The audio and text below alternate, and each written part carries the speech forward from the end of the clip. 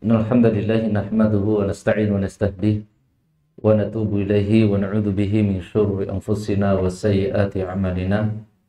Man yahdihillahu fahuwal muhtadi wa man yudlilillahu falan tajida lahu waliyyan mursyida.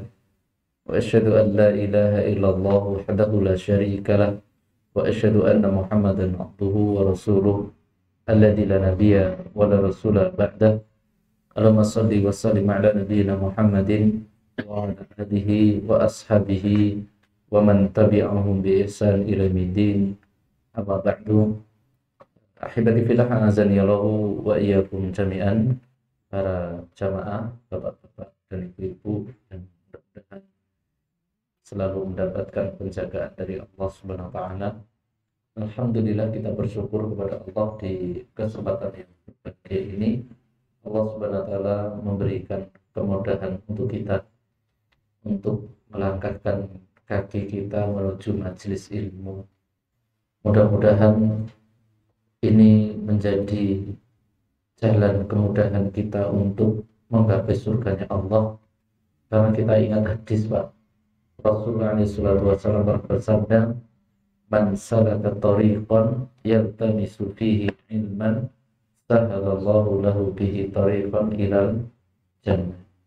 Kata baginda Nabi, barang siapa yang meluangkan waktu untuk berjalan menuju majelis ilmu, maka Allah akan memberikan kemudahan jalan baginya surga. Kemudian salawat serta salam mudah-mudahan senantiasa kita haturkan kepada qudwah hasanah kita Nabi Muhammad sallallahu alaihi wasallam, serta keluarganya, para sahabatnya, dan tidak lupa juga para pengikutnya yang senantiasa setia di atas jalan sunnahnya hingga yaumul qiyamah. Kita berdoa memohon kepada Allah agar kita termasuk hamba yang dimudahkan oleh Allah untuk mengikuti sunnah Rasulullah Sallallahu Alaihi Wasallam. Kemudian para jamaah azani Allahu wa iyyakum jami'an, kita akan melanjutkan materi kita yang mana pada pertemuan sebelumnya kita terakhir membahas sampai di mana, yaitu tentang masalah bab ritme, ya, ritme membaca Al-Quran. Yaitu di sana itu ada tahqiq, kemudian ada tadwir, kemudian ada hadar. Jadi jangan merasa asing dengan istilah seperti ini, karena ini sudah sesuatu yang sudah kita pelajari. Yaitu tahqiq itu metode bacaan yang lambat. Itu metode bacaan yang lambat. Tujuannya tahqiq adalah untuk belajar betul bagaimana kita menempatkan makhorid dan sifat sesuai pada tempatnya. Kemudian baru boleh silakan nanti kalau tahqiq kita sudah mumpuni, sudah bagus, kemudian kita semakin hari semakin tambah bacaan kita atau syukur-syukur hafalan kita, baru kalau kita pengen sedikit mempersingkat waktu agar lebih banyak lagi bacaannya, lebih banyak lagi murojaahnya, baru di situ dengan metode namanya tadwir. Lebih banyak lagi bacaan kita, rutinitas kita, lebih banyak lagi hafalan kita. Ya jelas kalau kita itu memiliki hafalan yang banyak, ya jelas beban merujaah juga banyak, gitu kan? Beban merujaah gak sedikit kalau hafalan banyak itu. Mungkin di antara kita hari ini ada yang merutinkan bacaan sehari 1 lembar, 2 lembar, 3 lembar. Nanti kalau sudah merasakan nyaman, cinta membaca Al-Quran itu 1 lembar, 2 lembar itu kurang, Pak. Kurang. Yang memiliki kebiasaan sama, setengah juz, 1 juz, kemudian bertambah yaitu kecintaan kita terhadap Al-Quran, oh ya kurang. Nah, cuma satu juz itu istilahnya belum nendang, gitu kan. Belum nendang. Nah, nanti kalau Ramadan jelas itu membaca Al-Quran wajib digas, gitu kan. Wajib digas. Kenapa? Karena kalau kita melihat salafun shalih, para ulama itu meluangkan waktu kebiasaan mereka di bulan Ramadan untuk benar-benar Al-Quran. Kenapa? Nabi juga seperti itu, para sahabat juga sama. Nabi alaihi salatu wassalam itu Pak, setiap malam beliau setoran hafalan kepada siapa? Malaikat Jibril. Dan itu diceritakan oleh sahabat-sahabat Nabi itu fi kulli lailatin, setiap malam nyetorin hafalannya, membenarkan bacaannya. Kemudian ditiru oleh para sahabat, ditiru oleh para tabi'in. Kalau kita melihat Imam Syafi'i sehari mengkhatamkan Al-Quran sampai berapa? Dari sampai 3 kali. Itu berarti untuk berapa waktu Pak? 2 kali, 3 kali. Itu mengkhatamkan Bapak, bukan 2 juz loh ya, tapi mengkhatamkan. Itu para ulama seperti itu. Nah, inilah kebiasaan mereka. Kemarin saya juga mendengar cerita dari salah satu ustadz kita yang beliau menceritakan di antara jamaahnya pengen menjual mobilnya itu apa namanya, pengen dibeli mahal, nggak mau. Kenapa? Karena mobil ini pernah saya gunakan untuk mengkhatamkan Al-Quran ratusan kali, dan saya pengen menjadikan ini sebagai saksi nanti di yaumul qiyamah. Oh, ini Masya Allah luar biasa Pak. Karena ya kita paham Allah Subhanahu wa taala berfirman apa? Wa akhraj apa namanya? Idza zulzilatil ardu zilzalaha. Kemudian apa? Wa akhrajatil ardu asqalaha wa qala al-insanu ma laha. Yauma idzin tuhadditsu akhbaraha. Itu pada hari yang nanti tuhaddits akhbaraha, itu semuanya akan mengkabarkan. Itu semuanya akan mengkabarkan. Yang pernah kita gunakan apa, tempat, itu akan mengkabarkan. Termasuk tempat seperti ini akan bersaksi. Ya Allah, dulu tempat ini digunakan ngaji si fulan. Tempat ini digunakan untuk apa namanya, mengkhatamkan Al-Quran si fulan. Demikian juga maksiat. Dulu si fulan pernah maksiat di tempat ini, ya Allah. Ya sama. Baik. Nah, membaca Al-Quran dengan benar, ritme dengan benar, makhraj dengan benar, sifat dengan benar, itu akan menunjang Pak. Akan menunjang, yaitu apa? Bahkan banyak dan sedikitnya bacaan kita. Kalau kita itu membaca Al-Quran dengan benar, asik, kemudian kita pasti akan lebih pengen banyak bacaan itu. Kalau banyak bacaan, banyak hafalan, Masya Allah, pun akan mendekatkan ketakwaan kita, kesolehan kita kepada Allah Subhanahu wa Ta'ala.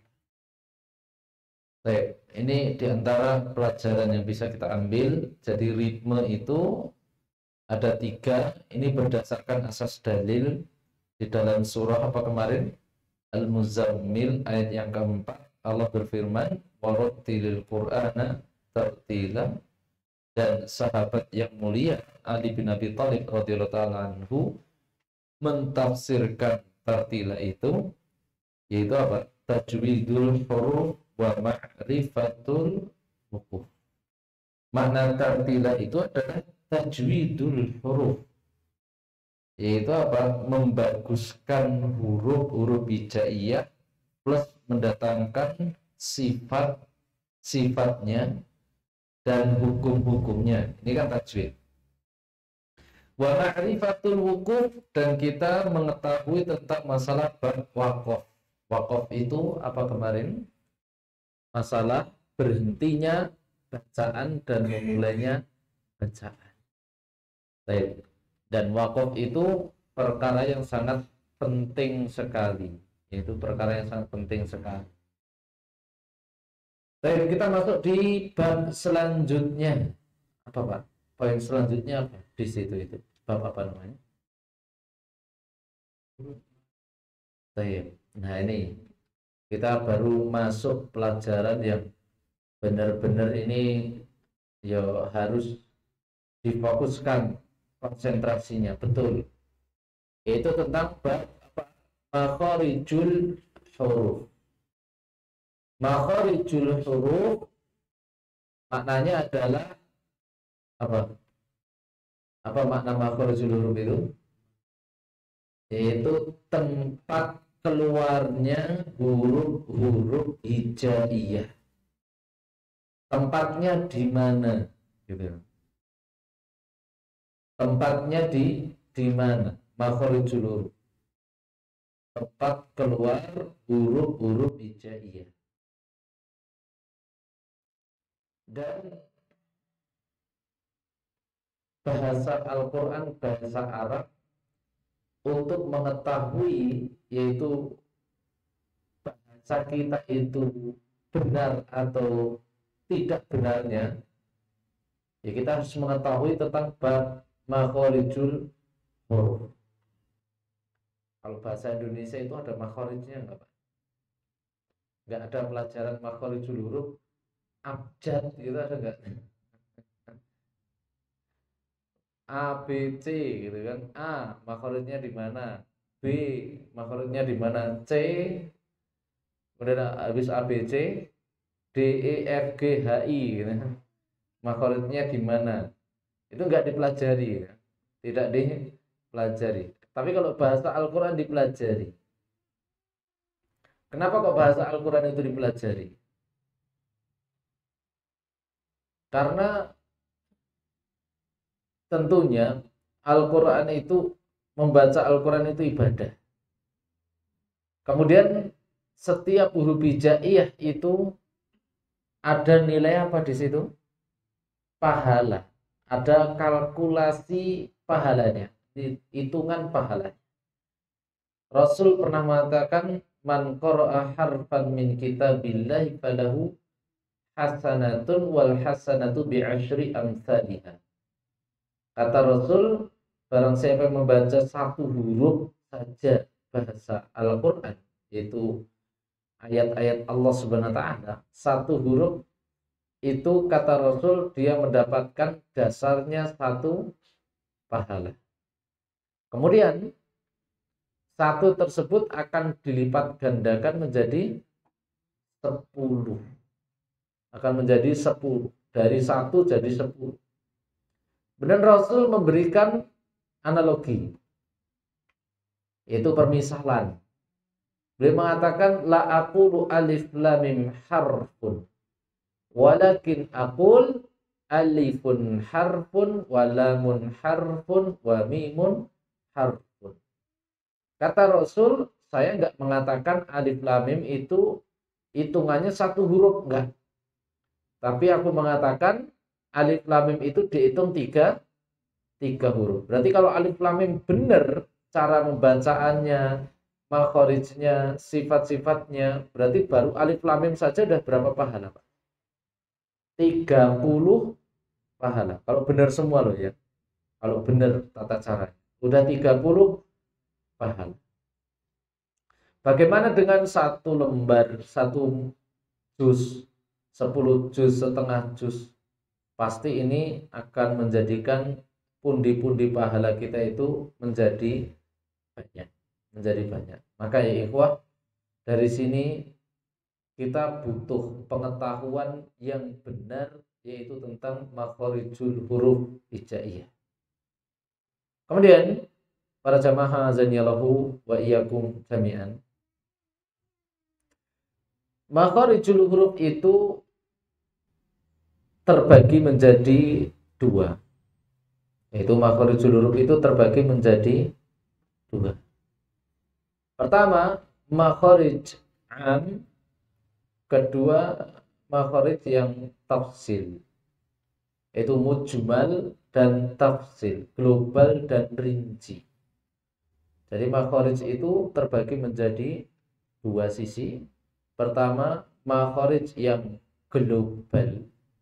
Kedua, makharij yang rinci. Jadi secara global, kemudian tinjauan secara rinciannya. Globalnya makharijul huruf itu ada 5. Rinciannya ada 17. Jadi globalnya makharijul huruf itu ada 5. Kemudian rinciannya itu ada 17. Kama nadhamahu Syekh Muhammad Ibnu Jazari rahimahullah ta'ala fi manzumatihi. Sebagaimana yang dinazamkan oleh Muhammad Ibnu Jazari di dalam manzumah Jazariyahnya, beliau mengatakan makharijul hurufi sab'ata asyar 'ala alladhi yakhtaruhu man ikhtabar lil alifi jawfun wa ukhtaha wa hi hurufu maddin lil hawa'i tantahi thumma li aqsal halqi hamzun ha'u wa min wasatihi fa'ilun ha'u, dan seterusnya. Beliau mengatakan makharijul huruf itu ada 17. Itu 17, itu rinciannya. Adapun secara globalnya tadi ada 5 makharijul huruf. Apa 5 tersebut? Pertama, al-jawf, al-halqu, al-lisanu, asyafatanu, al-khaysumu. Al-jawf, kemudian apa yang di situ ada insyaallah ya. Ada 5 secara global, yaitu secara mujmalnya makharijul huruf itu. Jadi kita membahas tentang bab makharijul huruf.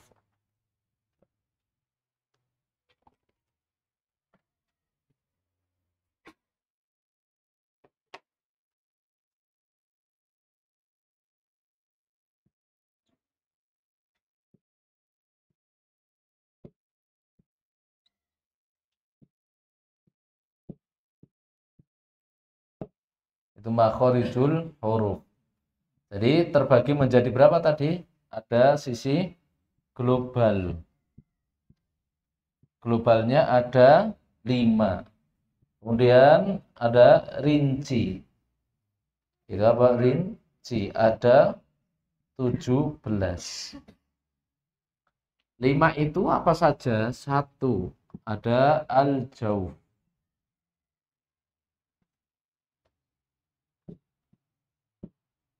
Kedua, al-lisan.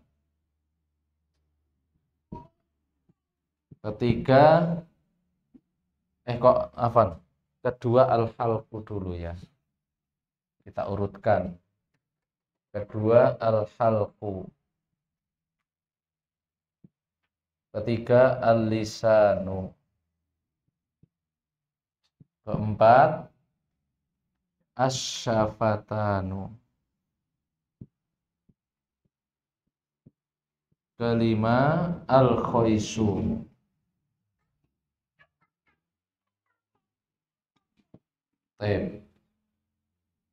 Jadi makharijul huruf itu ada 2 tinjauan. Pertama tinjauan secara global, kedua secara rinci. Ada 17. Yang mana 17 ini pecahan dari 5 ini.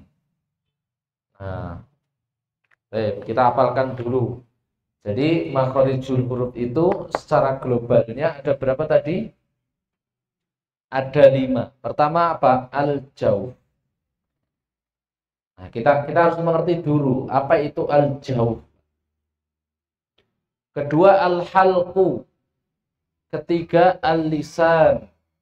Keempat asyafatan. Kelima al-khaysum. Al-khaysum. Baik, ini 5 mujmal, 5 bagian, yaitu makharijul huruf ditinjau dari sisi mujmal, global. Kita artikan secara ringkas dan singkat. Makharij yang pertama disebut dengan al-jawf. Apa itu makna jawf, Pak? Al-jawf itu cara bahasanya khala'ul halqi wal fami. Itu rongga. Rongga al-halq wal fam. Nah, itu rongga tenggorokan dan rongga mulut. Maksudnya rongga itu apa? Ruangan yang kosong. Rongga itu ruangan yang kosong. Di mulut dan tenggorokan itu al-jawf. Di ruangan yang kosong. Makanya Allah Subhanahu wa taala itu berfirman di dalam surah apa namanya? As-Sajdah, yaitu mensifati sifat-sifat penduduk surga. Itu Allah mengatakan tatajafa junubuhum, apa terusannya? Anil madhaji'. Mananya apa? Yaitu para penduduk surga itu lambungnya kosong dari madhaji'. Madhaji' itu artinya apa?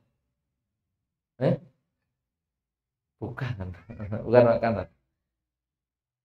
Jauh dari tempat tidur gitu loh. Maka kalau kita itu pengen menjadi penduduk surga kok ngantukan, itu aneh. Penduduk surga itu nggak mudah ngantuk. Maksudnya apa? Hobinya bukan tidur gitu loh, Pak. Maksudnya malamnya itu dibagi. Antum tahu, Pak, sifat tidurnya Rasul setiap malam itu seperti apa, Pak?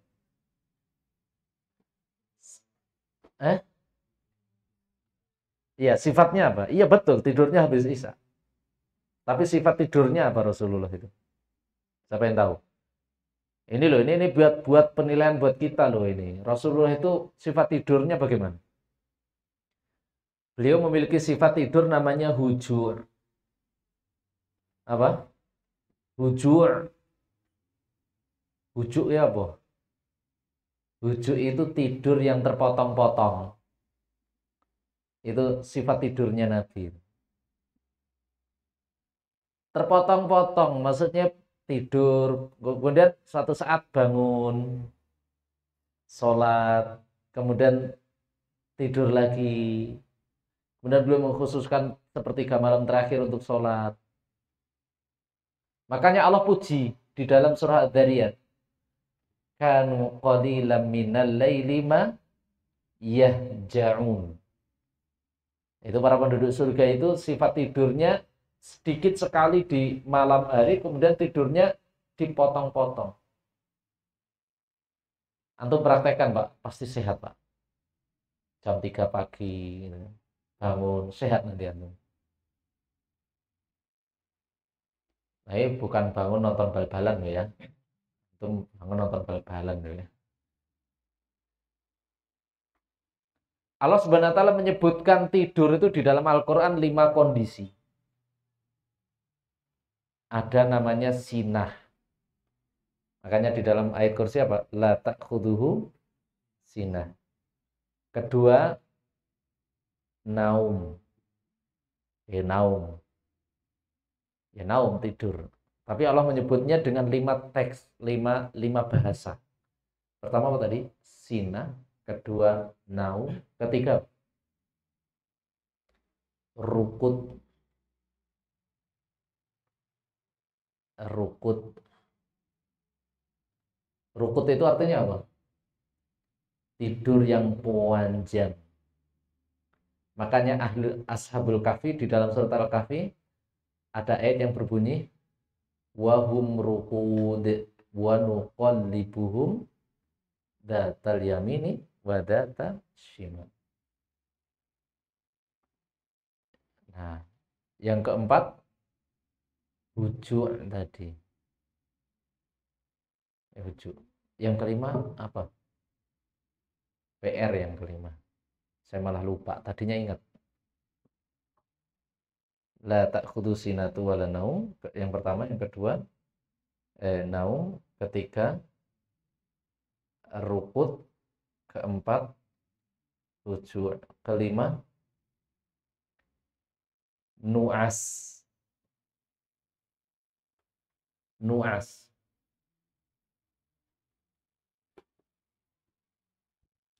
Nu'as itu apa? Itu ada urutannya, Pak. Kalau muqaddimatun naum apa gitu.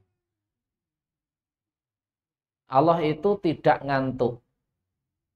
Ngantuk itu bahasa Arabnya apa? Sinah tadi. La ta'khudhuhu sinatun wala naum. Kedua, Allah juga tidak tidur. Kemudian apalagi rukut, nggak mungkin Allah rukut. Apa itu? Tidur yang panjang. Keempat apa tadi? Hujuk. Hujuk itu tidur yang terpotong-potong. Nu'as. Ini sebagaimana Allah mengkisahkan Ahlul Badr. Ahlul Badr itu dikatakan oleh Allah ketika turun hujan, kan Rasulullah bersama Ahlul Badr itu, Pak, besok perang malamnya malah ngapain? Tidur. Ya toh? Pernah dengar kisah perang Badar? Ada kajian khusus perang Badar? Yo, alah, Pak. Besok lah ngadaknya kajian khusus perang Badar gitu. Para sahabat Nabi itu, Pak, besok mau perang, malamnya ngapain? Tidur. Nah, Abu Jahal malamnya ngapain? Campur sarian. Loh, serius, Pak. Bukan berkata-kata. Bukan campur sarian, maksudnya udah musikan. Kan Rasulullah perang Badar lawannya siapa? Abu Jahal, ya toh. Abu Jahal malamnya sebelum perang malah ngapain? Dia ngundang biduan wanita plus konser musik. Kenapa? Merayakan kemenangan katanya. Kok bisa? Lah Abu Jahal 1000 lebih, Muhammad cuma jumlahnya 300, kok pasti kita menang no, bro. Gitu kan. Iya toh. 1000 lawan 300. 300 pasukannya Nabi pun nggak lawan, nggak bukan niat untuk perang toh. Rasulullah itu perang Badar emang ada niatan untuk perang awalnya loh. Enggak, niatannya ngapain? Nyegat Abu Sufyan toh. Abu Sufyan jumlahnya 70 dicegat 300, menang mesti gitu kan secara logika. Abu Sufyan pinter, minta bala bantuan ke Abu Jahal. Dapat berapa? Kiriman 1000. Wah, 1000. Ya wis, 1000 plus nggawa indene, maleme nyembelih unta 9 atau 7 itu. Kemudian makan bareng, pesta, plus musikan, minum khamr Abu Jahal. Rasulullah malah ngapain? Turu. Maksudnya para sahabat ngapain? Tidur. Nah, Allah menyebutnya dengan nu'as. Id yughashikumun nu'as, kata Allah. Itu tata Java. Kembali ke tadi, tata Java junubuhum tadi. Para penduduk surga itu jauh perut-perut mereka dari tempat tidur. Maksudnya tidak membiarkan tidurnya itu nyenyak gitu loh, Pak. Terpisah terus dengan tempat tidur. Bahkan Nabi itu pernah didapati Umar bin Khattab raine beset-beset. Kenapa, Pak? Karena bantalnya Nabi cuma pelepah kurma.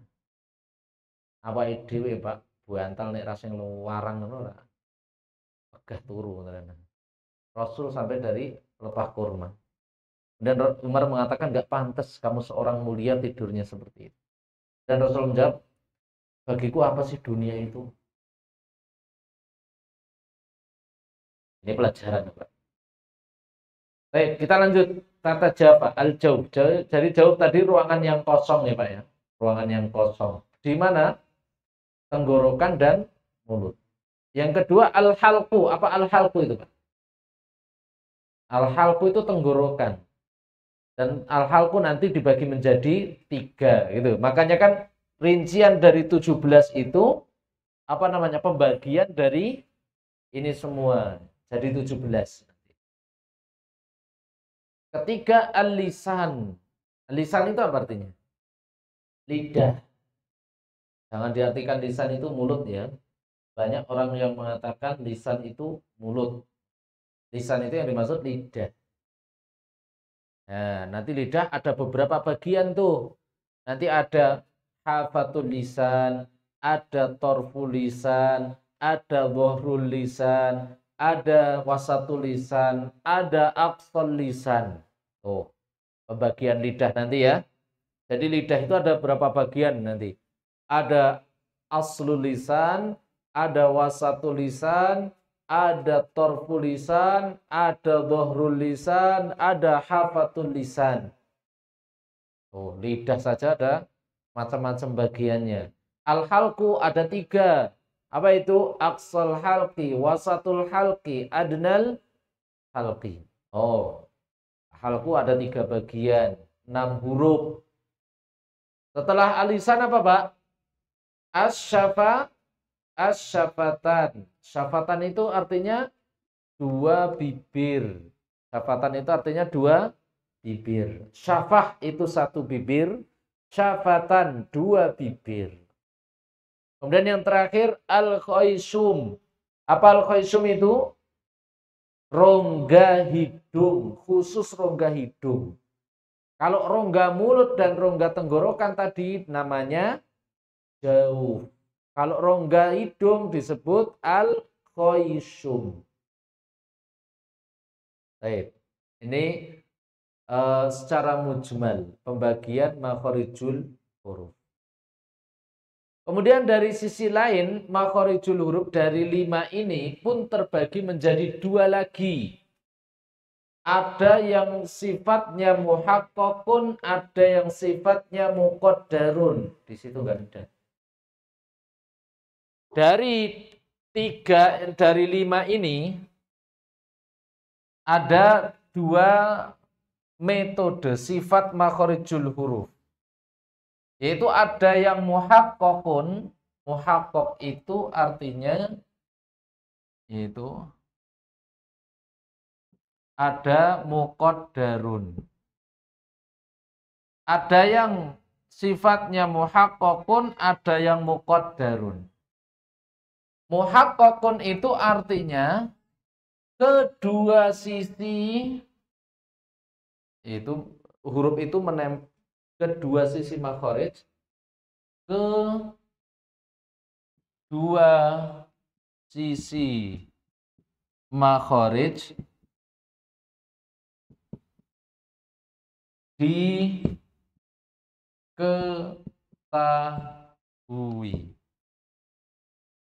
dan huruf hijaiyah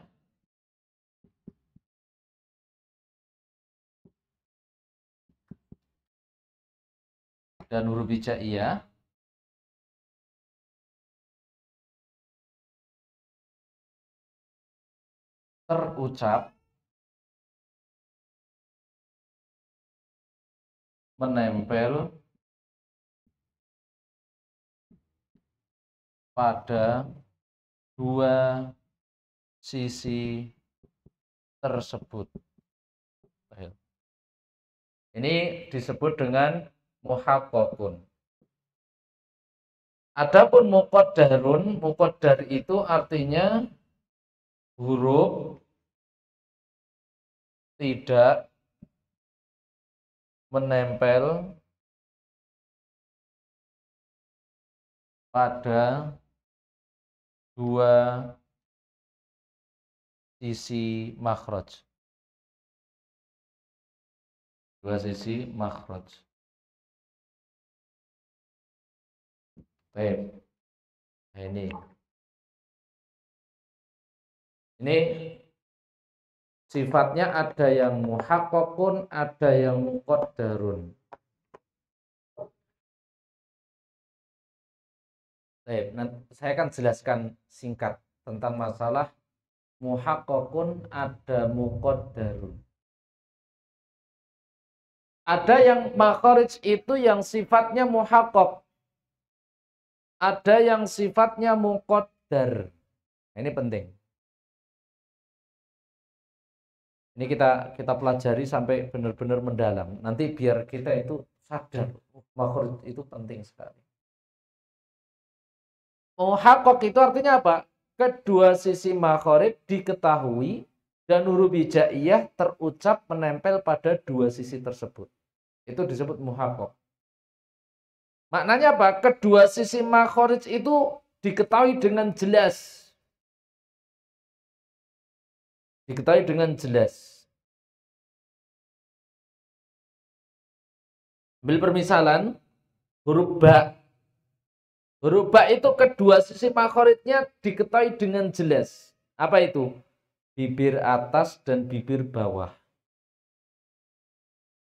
Nah, kedua sisinya diketahui dengan jelas. Dan huruf memang menempel pada kedua sisi tersebut.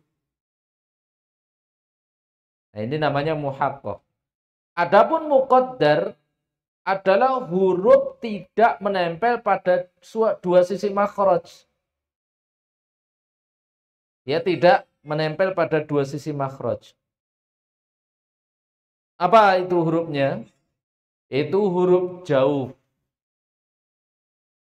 Huruf jauh dan huruf khoisum. Khoisum. Nah. Mengetahui kedua sisi makhraj dengan jelas itu perkara yang sangat penting. Kenapa? Karena kita akan mengetahui hakikat dari huruf. Ketika kita mengetahui kedua sisi makhraj tersebut dengan detail. Dengan benar-benar pengetahuan yang pasti.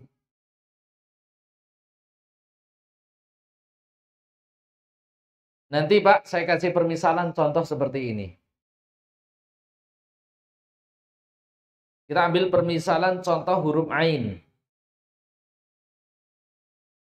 Selama ini kita mengetahui huruf ain itu dari mana, Pak? Huruf ain itu selama ini sepengetahuan antum semualah.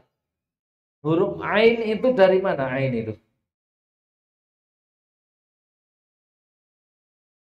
Ain tuh. Tenggorokan mana? Atas. C.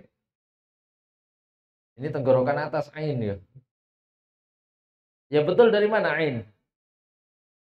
Tenggorokan bagian tengah. Kemudian hamzah. Dari mana hamzah itu? Tenggorokan bagian bawah. Tenggorokan bagian tengah itu hurufnya siapa tadi? Ain. Tenggorokan bagian bawah itu miliknya siapa tadi? Hamzah. Terus kedua sisinya dari mana? Bingung kan? Tadi suruh penentuan tempatnya, letaknya aja ada yang berbeda pendapat. Nah, sekarang kedua sisinya dari mana? Kenapa? Karena kedua sisi ini pengetahuan kita dengan detail kedua sisi ini penting. Karena nanti kita akan benar-benar meletakkan huruf itu secara pasti, penetapan yang benar. Karena nanti kita agar bisa menjelaskan bahwasanya ain dengan hamzah itu beda. Tidak boleh sama, satu. Kedua, tidak boleh tercampur. Ketiga, tidak boleh tertukar. Kalau ain dengan hamzah itu tercampur, tertukar, sama makharijnya, makna itu akan berubah, Pak. Saya kasih contoh permisalan. Surat Al-Fatihah. Allah Subhanahu wa taala berfirman, Rabbil alamin. Rabbil alamin. Artinya apa itu? Rob, Tuhan semesta alam. Itu kalau antum mengetahui makharij ain dengan benar dan peletakannya tepat. Kalau sampai ain ini boncor gitu kan, tertukar dengan atau bercampur dengan hamzah sehingga antum terucap Rabbil alamin, alamin, karena enggak fasih.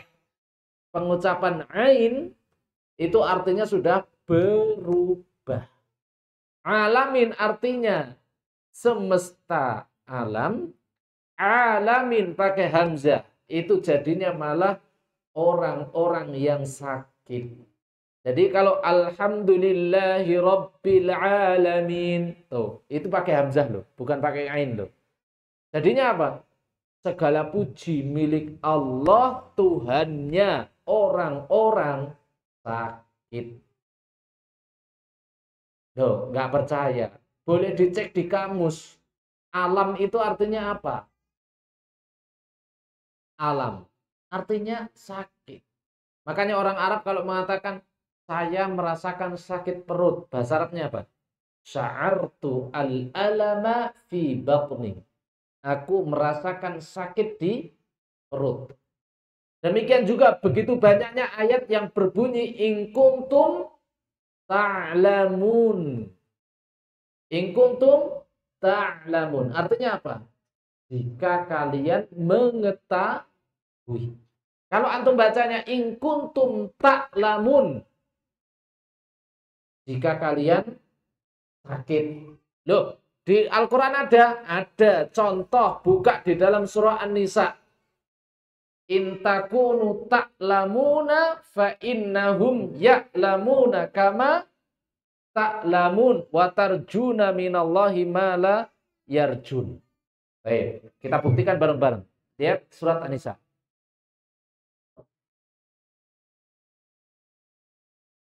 Itu ayat berapa?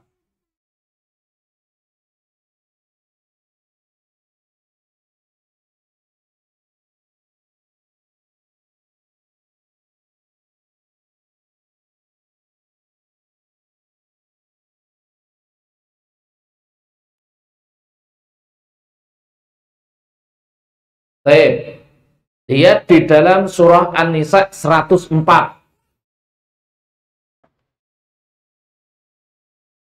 Nah, surah An-Nisa ayat berapa itu? 104. Apa bunyinya? Coba, siapa yang bisa membaca dengan keras dan benar? Apa bunyinya, Mas? Iya, iya, terusannya. Wala tahinu fi ibtigha'il qaum. Terus? Wala tahinu fi ibtigha'il qaum. Terus? In takunu ta'lamuna fa innahum ya'lamuna kama ta'lamun. Iya. Itu pakai ain atau pakai hamzah? Hamzah. Artinya apa? Buktikan artinya. In takunu ta'lamun. Artinya apa? Menderita kesakitan. Iya toh. Jika kamu sakit, maka mereka musuh Islam itu sebenarnya juga sakit. Fa innahum ya'lamun. In takunu ta'lamun. Jika kalian sakit, fa innahum ya'lamun. Musuh Islam itu juga sakit. Kama ta'lamun. Sebagaimana kalian sakit. Bedanya satu. Watarjuna minallahi ma layar jun. Kamu mengharap Allah, mereka tidak. Ini ayat ini sebagai hiburan loh Pak kepada Rasul. Maknanya gini loh, dakwah itu sakit atau tidak? Sakit Pak dakwah itu. Rasul ditentang di mana-mana, setiap hari pengen dibunuh. Sakit ya, sakit. Maka Allah kasih hiburan tuh. Wala tahinu fi ibtigha'il qaum. In takunu ta'lamuna fa innahum ya'lamuna kama ta'lamun. Muhammad, jangan pesimis. Nek kamu itu capek, kamu itu sakit. Mereka musuh Islam itu juga capek juga Sakit. Ini juga ayat penyemangat kita loh, Pak. Kalau kita itu belajar, kita itu mempelajari ilmu, kita dakwah, capek atau tidak? Capek. Musuh Islam, nyerang Islam capek atau tidak? Capek, Pak. Mereka meluangkan biaya, mereka pikiran. Islam kok ya remuk-remuk gitu loh. Capek, capek. Kita pun juga capek, tapi bedanya satu. Watarjuna minallahi mala yarjun. Kita mengharap surganya Allah, mereka mengharap neraka. Gampang. Nah, kembali ke ayat tersebut. Ya'lamun pakai ain atau hamzah? Hamzah. Iya tuh. Pakai hamzah. Jangan dibaca in takunu ta'lamuna fa innahum ya'lamuna kama ta'lamun. Juga nggak boleh. Nah itu loh. Kita harus mengetahui kedua sisi makhraj itu keluarnya dari mana dengan pengetahuan yang pasti. Dan insya Allah nanti saya rincikan. Hamzah itu dari mana toh kedua sisinya yang benar itu? Hak dengan hak itu dari mana toh pengetahuan kedua sisinya itu dari mana yang detail yang benar itu dari mana? Hak dengan hak itu. Kemudian ain dengan hamzah, kemudian sin dengan sod, shin dengan ta dan sin sod. Kedua sisinya itu dari mana toh? Gitu. Agar apa? Terpisah-pisah. Kita mengilmunya dengan ilmu yang pasti. Benar-benar jangan sampai tercampur. Kan kita itu dilarang toh, Pak, menyampur-nyampur yang bukan haknya itu toh. Wala talbisul haqqo bil batil. Enggak boleh. Itu dalam urusan apa? Semua urusan agama, semua urusan gitu. Baik. Nah, ini pembagiannya ya. Tadi kita ulang dari makharijul huruf itu ada dua sisi, global sama rinci. Globalnya ada berapa tadi? 5, rincian 17. 17 ini dari mana tadi? Yaitu pecahan dari 5 ini. Kemudian ada dua sisi tinjauan juga makharijul huruf itu. Pertama muhaqqaqun, kedua muqaddarun. Muhaqqaqun itu artinya apa? Kedua sisi makhraj diketahui dengan jelas dan huruf hijaiyah itu terucap menempel pada kedua sisi tersebut. Ini disebut dengan makhraj apa namanya? Muhaqqaqun. Adapun muqaddarun, huruf tidak menempel pada kedua sisi makhraj. Seperti al-jauf nanti, jauf itu tidak menempel pada sisi makhraj. Baik.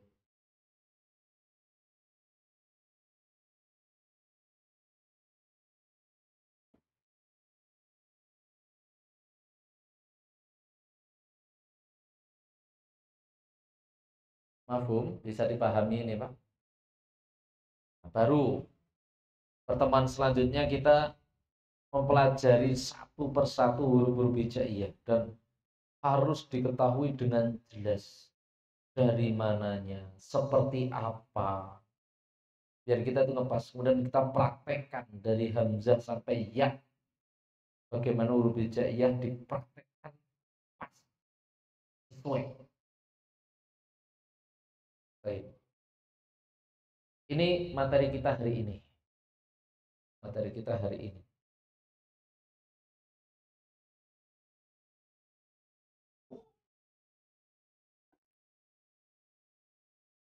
Kita lanjut ke qiraah. Terakhir kita baca surah apa kemarin, Pak? Al-Falaq. Baik, kita buka surah selanjutnya yaitu surah Qulhu. Itu surah Al-Ikhlas.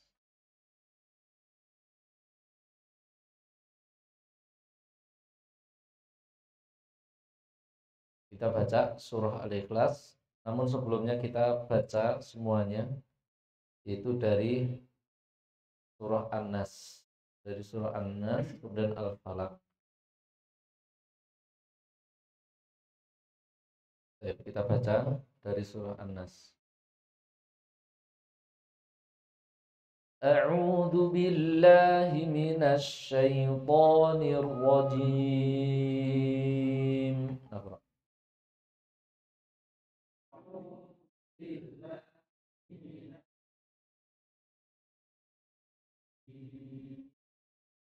Bismillahirrahmanirrahim.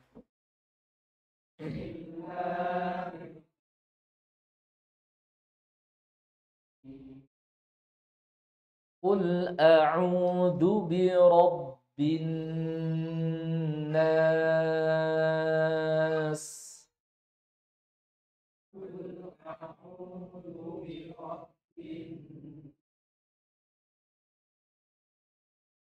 Maliki hakada. Malikin nas.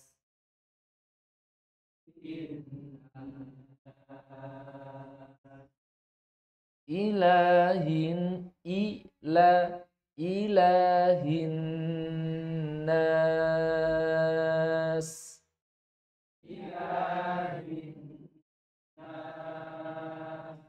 Jadi kalau ada dengung itu pertahankan, biasakan pertahankan. Min syadril tuh. Pertahankan dengung. Min syadril waswasil khannas. Apalagi nun yang bertasydid.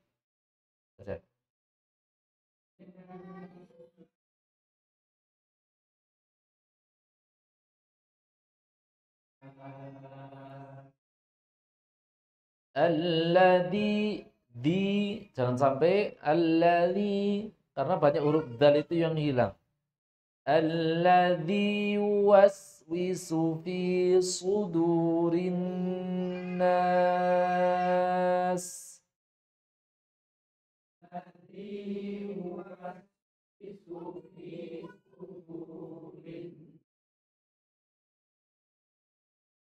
Minal jinnati wan nas.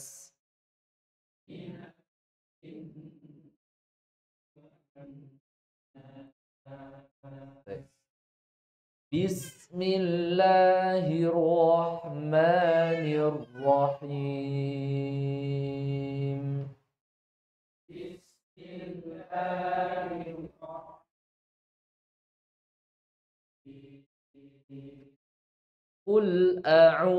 Qul pakai qaf, jangan dihembuskan kul enggak, tapi dalam.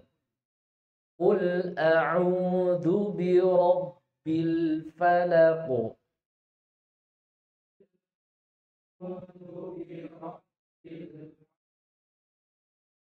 Min syarri ma khalaq.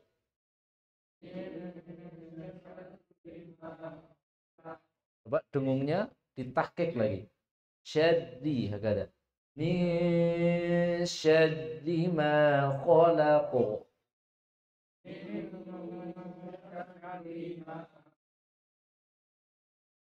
ومن شر غاسق إذا وقب.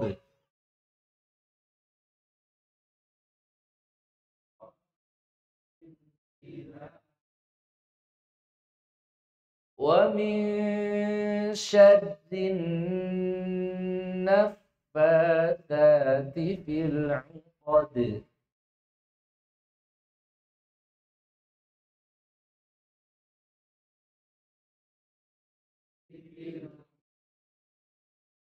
ومن شر حاسد إذا حسد.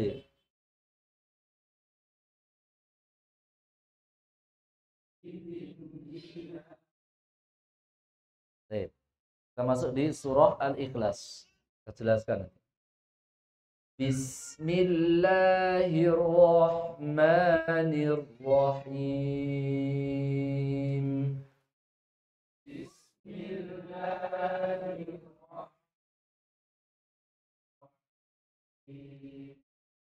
Qul huwallahu ahad.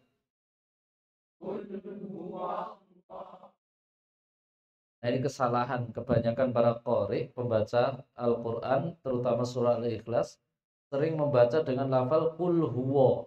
Ini salah. Wahu, wa. Jangan wo.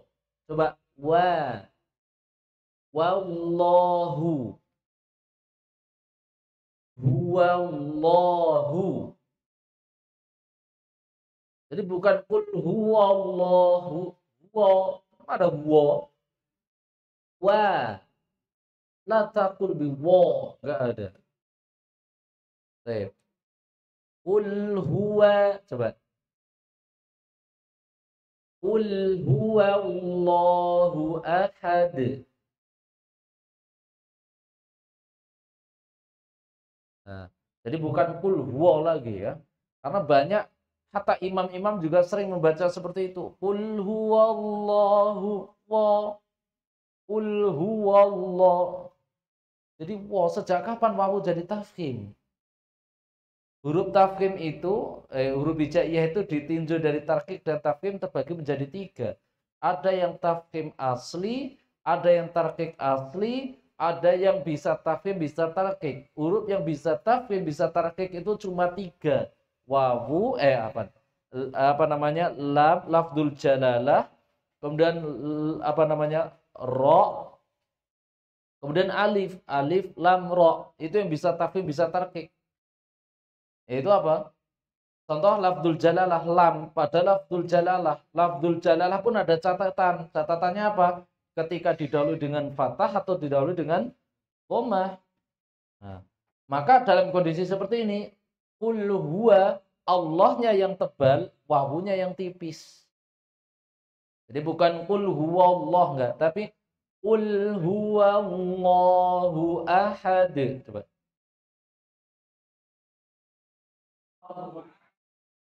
Sama ayat yang kedua.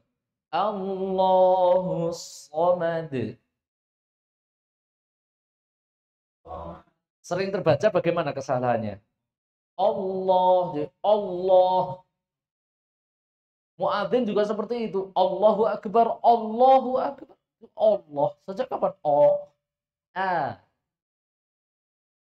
Imam juga seperti itu. Takbiratul ihram atau takbir intiqal. Allah. Yang Allah. Sami'allah. Sami'a. Jadi Allah bukan Allah, tapi Allahus Samad.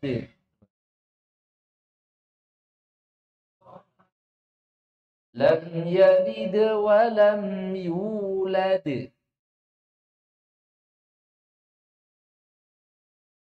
Jangan ditambahi hamzah. Ini sering terjadi kesalahan qalqalah tambah hamzah. Lam yalid wa lam yulad. Lam yalid wa lam. Lihat, seakan-akan mengalir. Lam yalid wa lam yulad.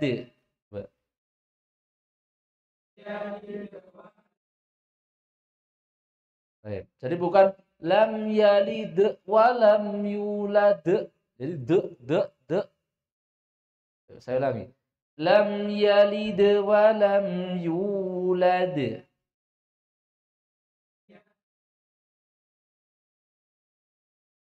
Walam yakul lahu lahu bukan hu. Walam yakul lahu kufuwan ahad.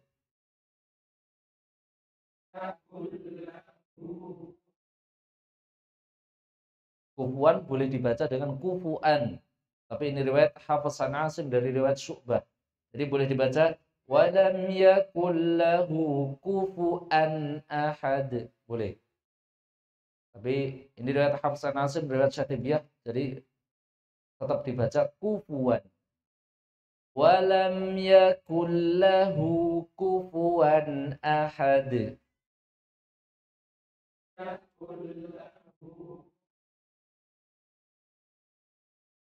Baik. Ulangi dari basmalah, Pak. Qul huwallah. 1, 2, 3.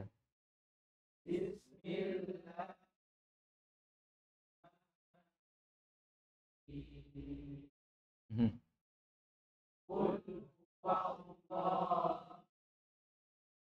Dua harokat Allahnya, jangan dibaca sering. Qul huwallahu ahad. Dua harokat itu. Qul huwallahu ahad. Coba. Satu, dua, tiga.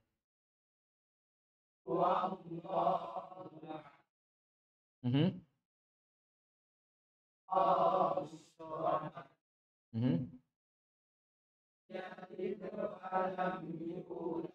Coba yang yalide jangan jangan dijadikan ini kolkolah kubro yang ada hamzahnya. Ya yalide. Nah.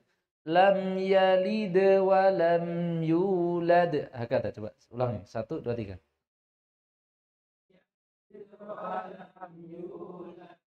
Mhm.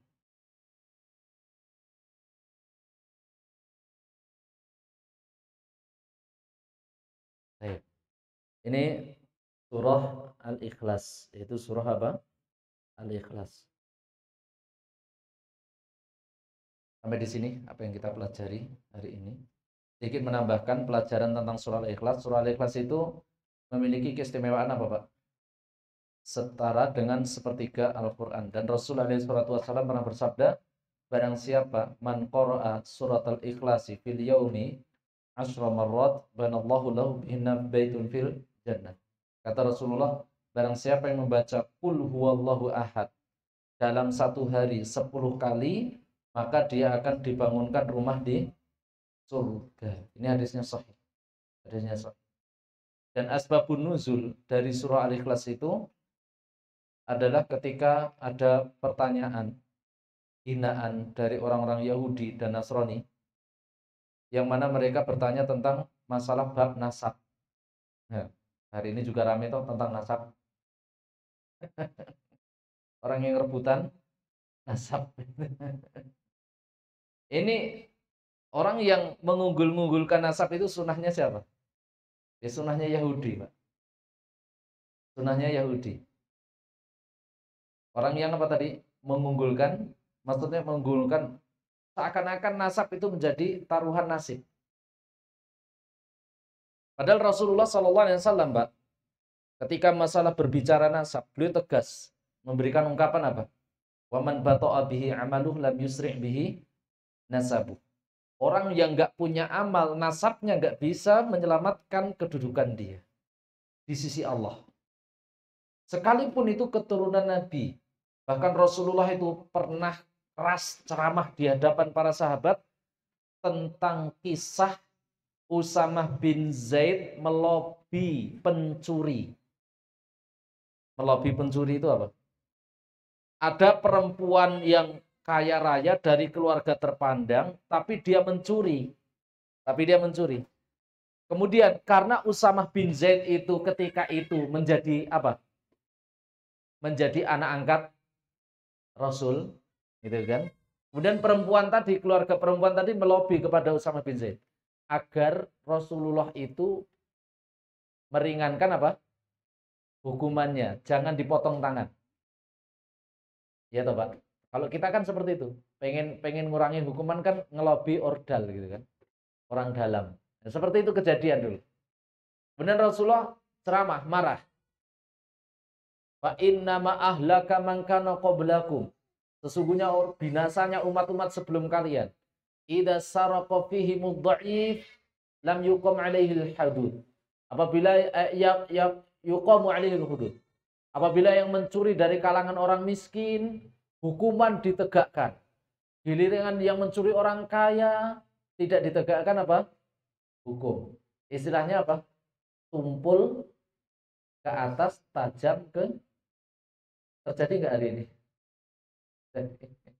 Rasulullah itu pernah ngendika seperti itu, Pak. Kemudian Rasulullah memberikan apa? Perumpamaan. Lau kanat Fatimah bintu Muhammadin saraqat laqata'tu yadaha. Seandainya Fatimah anakku yang mencuri, aku sendiri yang akan motong tangannya. Berarti hakikatnya hukum Islam itu tidak tebang pilih. Sekalipun itu keturunan Nabi, salah katakan salah. Kalaupun iya itu keturunannya Nabi. Sayangnya hari ini yang rebutan pengen tampil menjadi keturunan Nabi banyak. gitu. Jadi banyak hari. Bahkan beli sertifikat ada, bisa gitu sekarang kan. Banyak yang tuh bilang. Sertifikat nasab keturunan Nabi. Saya pun akan jago. Saya pun juga keturunan Nabi. Adab. Nabi Adam. Nah itu, ada pertanyaan dari orang Yahudi, ya Muhammad unsub lana robbak. Baik Muhammad, tunjukkan nasab rohmu. Tuhanmu itu bin siapa, bin siapa. Karena orang Yahudi memiliki nasab Tuhannya. Allah berfirman di dalam surah At-Taubah mengkisahkan orang Yahudi, mereka mengatakan Uzairun ibnullah. Uzair itu anaknya Allah. Dan orang Nasrani mengatakan Isa ibnu Allah. Isa anaknya Allah. Sekarang kamu membawa agama Islam, terus Allah itu bin siapa? Rasulullah ketika itu diam, kemudian turun ayat Qul huwallahu, Allah itu Esa. Tidak beranak, tidak diperanakkan. Itu asbabun nuzulnya. Allah Ta'ala alam bisawab. Sebenarnya nomor 23. Assalamualaikum